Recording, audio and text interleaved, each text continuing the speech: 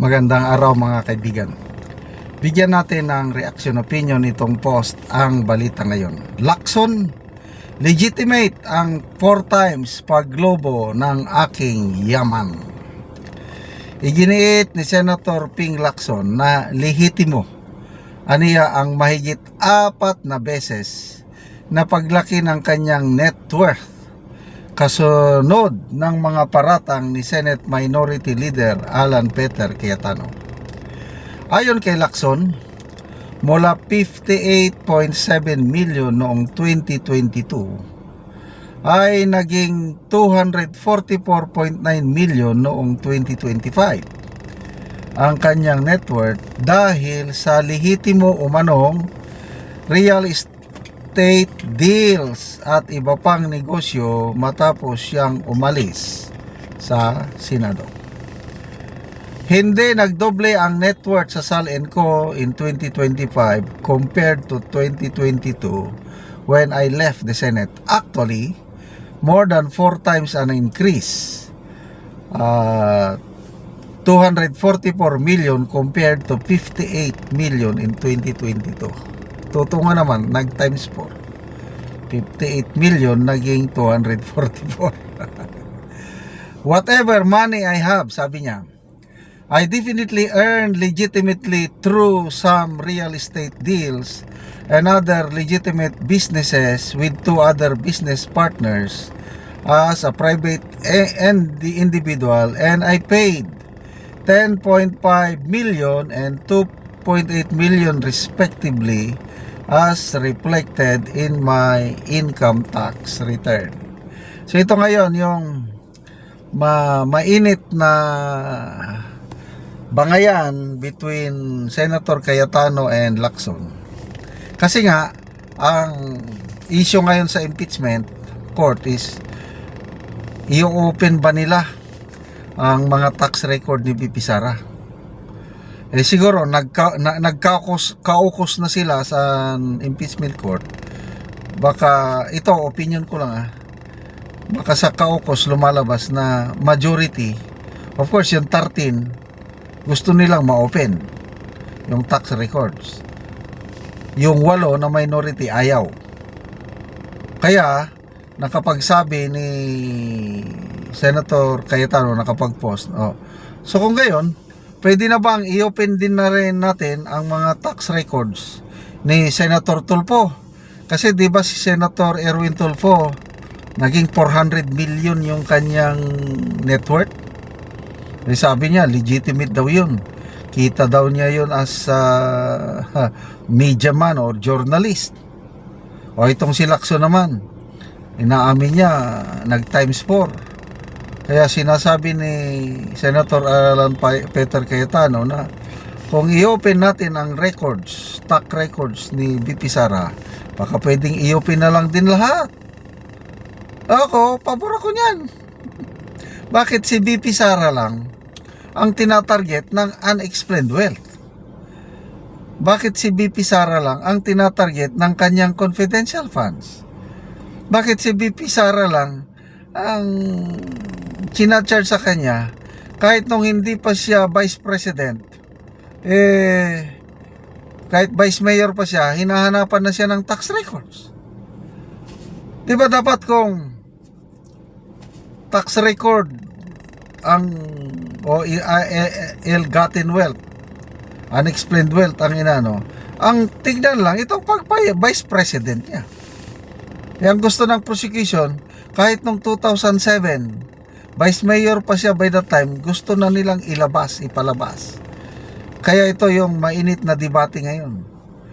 Sa Lunes, bukas, sa impeachment deliberate trial, baka ito ng pagbutuhan kung ilalabas, i-open na ba yung tax record ni VP Sara. Kaya yan po ang punot dulo ng bangayan, ni Senator Cayetano at Senator Lacson. So, maniwala ba kayo na legitimate itong yaman ni Senator Lacson? O kayo nang bahala. Basa tayo sa mga comments Hehehe, ang lakas ng negosyo pag nasa politika. Sabi niya, yes po, legit talaga ang maleta. Kawatan, Pinky, baka may galing sa maleta dyan. Ano kaya ang negosyo nito? Halata, nasa government kasi. Legit kasi ang malita, kaya tumubo. Wag kami. Pag siya legit, pag yung kalaban nila hindi pwede, hi, Pinky. Pag si Pinky legit, haha, ano siguro negosyo nito? Semento, tanungin mo si Paildon. Grabe ang bilis. Sana all ping. Buhaya, kawatan sa Senado. Alam na. Si Master Lowbender kaya. Yan, kini-question din si Lowbender. Basta nabasa ko yung post ni Senator Cayetano na kung pwede i-open na rin ang mga records. Inuna pa nga niya si Tolpo Erwin, bago itong si Lacson, at ngayon Ramirez back si Lacson. Meron pa nga isang post ni Senator Lacson, nakakabahala, na marami na daw nagprepresenta mga testigo na magpapatunay sa mga kasalanan ni Alan Peter Cayetano, at kinukumpile niya mga ebidensya para mailagay daw sa dapat kalagyan ni Senator Alan na doon sa Quezon City Payatas Jail. Yun. So, lumalabas na ng kanilang selective justice. Inuna si Jinggoy, sinunod si Marcoleta, isunod nila si Alan Peter Cayetano. After Alan Peter, sino kaya? Senator Pia, Amy Marcos. Sige, ubusin nyo kung kaya nyo ubusin. But the fact remains, kahit ubusin nila yung minority senators, hindi pa rin nila makonvict si VP Sara sa impeachment trial dahil kulang sila ng 16 votes. Salamat mga kaibigan sa inyong pagsubaybay sa channel nito. Nakakatulong kayo ng malaki sa tribong Talandig ng Bukidnon dahil ang sweldo natin sa channel na ito is pantulong sa tribo.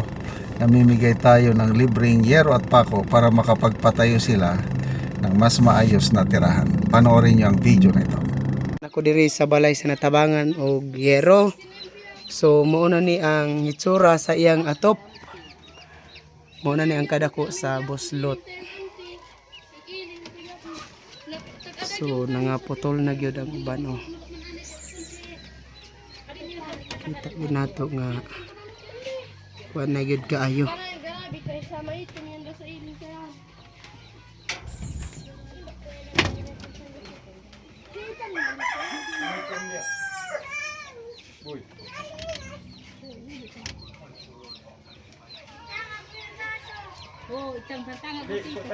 So karon mag-atop na ni sila sa nahatag sa ilang yero. So mapulian na gid ni ang ilang atop nga buslot na. Og karon mao na ni ang yero nga nahatag nga natabang sa ilaha.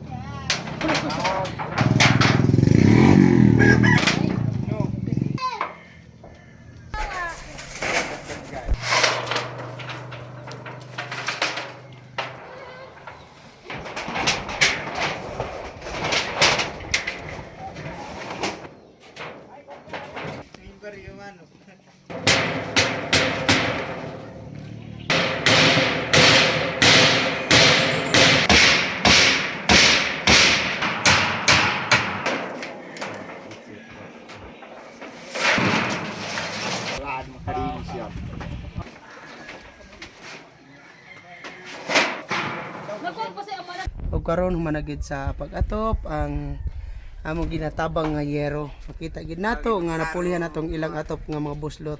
So maayo na gid karon. Salamat sa Ginoo nga napulihan na gid among sin nga buslot.